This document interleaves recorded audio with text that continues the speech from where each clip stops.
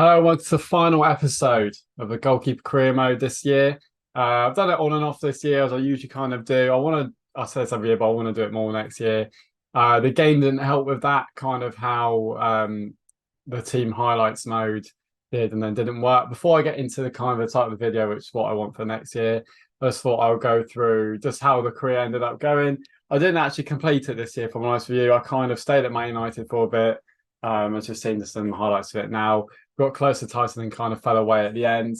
I then had a move to Real Madrid, lost that title as well. Well, I'd simmed a lot of it, if I'm honest with you. I thought, oh, let's sim it and just get to the end. I then went back to Liverpool because I had an offer.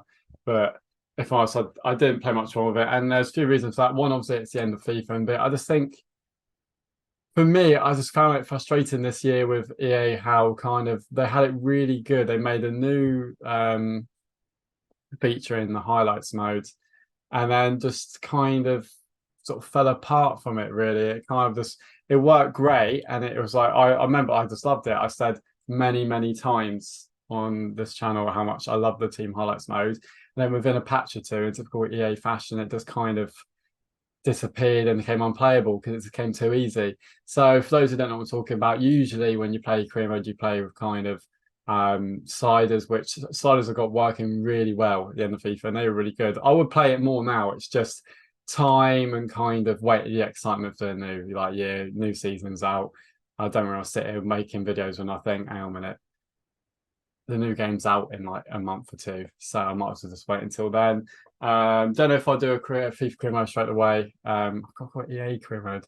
I'm going to do more of a team career mode than the player career mode. I wanted to go back to that as my original roots, and then just kind of have a goalkeeper one on the side to see how it goes. Really, it all depends sort of how like in my life how it's going. I do want to push it. I do really enjoy doing the career mode stuff and building that community. I just need to push it more this year, really, and not be afraid. I think sometimes I'm like, oh, I've got to make this big entertaining content, and then actually the ones I'm sort of sat there going, no, I've made a save is the ones that's the best, like views on like your TikToks and gets me the biggest following. So that's how it goes, isn't it? Anyway, what would I improve for next year going forward? The highlights notes. Basically, I mean, two of the big things. Well, three, actually, no, three big things. First of all, the pro camera. Two FIFAs now, the goalkeeper camera doesn't work. I know you can get patches. I know it works on certain game modes, but how is that a problem that they haven't fixed? I've got my end-to-end one, which I kind of made, and I had and asked loads of times what it was in TikTok, and that's fine. But please fix that. Secondly, substitutions. Right, the average rating thing, I get that. You can be subbed off. Cool. Don't apply it to goalkeepers. Do not apply it to goalkeepers. Else you could be playing a decent game, right? You made a couple good saves, your team's 1-0 up. You're thinking that, we've had a bit of a quiet game, your defense has been really good. You know, made one save, only 6.5, you get subbed off. Like a World Cup final. It's just little things really that can make it so much better. So that's one of the things that have been under my bonnet.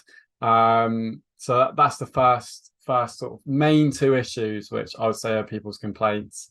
For me, the kind of the training aspect of it, it's too easy to become 95 rated every year. Make that more of a how many games you play thing, rather than, oh, I can be a 90 rated keeper after training, or 90 rated midfielder. I know it's easy to become a higher rated goalkeeper and elsewhere, but just kind of, you want that journey. I think at the start you should really kind of choose how you want to go. Like, I like the idea sometimes of just, I know you can control your own rating with this kind of thing, but I like the idea of actually just being like a League Two goalkeeper for a few years. You may never make the Premier League. It should be more kind of on how well you play, that kind of thing. And like the loan market, make it a little bit more realistic. Like if you're starting at a big team, integrate, they will never do it, but integrate playing in the youth team for a bit, going out on loan for a few seasons in League Two if you start at like a really club. Little things that could just, forget all these silly cutscenes they're putting in. Right, it looks okay once, just we say it every year, and it has got better. It has got better. I do think that it wasn't horrific. I don't set really high expectations. I think I just want a game I can sit and play and enjoy, and I've had that in some respects this year. So yeah, no, I'm quite happy with that. But just somewhere, make the loan system a bit better, the transfer list system a little bit better. Just those kind of things, make it a bit more fun. When you have your first Champions League game, when you have your career debut, just a little bit more interaction like that. You could play. I haven't looked. I never really look at like what's coming in the next game. Or maybe I should, to be fair. But like just somewhere where you can, have an interview after a game or something. After a result, just something like that. Bring the social media aspect into it. Whereas, and another thing to fix the international team, so as you get the training rating, which doesn't really work, because if you play midweek games and you have two games, but you're clear number one keeper and you haven't really made a mistake, so to speak, you get dropped and then you're back. If you train again, you're back within the next game. The international thing, I just, unless you want to sit and come on as a sub as a goalkeeper for 10 minutes and like loads of friendlies amazingly do well, you don't get into the team. It's just this little things like that. They could just make it so much like easier and so much more of a journey, especially like younger fans or like football nerds like me. It's just kind of like gets them into it, a bit of more interactivity. So that's my main thing really. Obviously, it's not just goalkeeper career mode; it's pro career, like strike if you're playing up front, if you're playing wherever really. That applies. But those are my main things really. I kind of taken away from the kind of the sort of the engine side, which I'm going to speak more about now.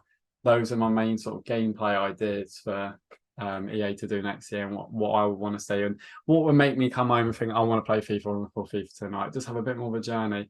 Team highlights mode. Don't make it so whenever game 7-0 all of a sudden.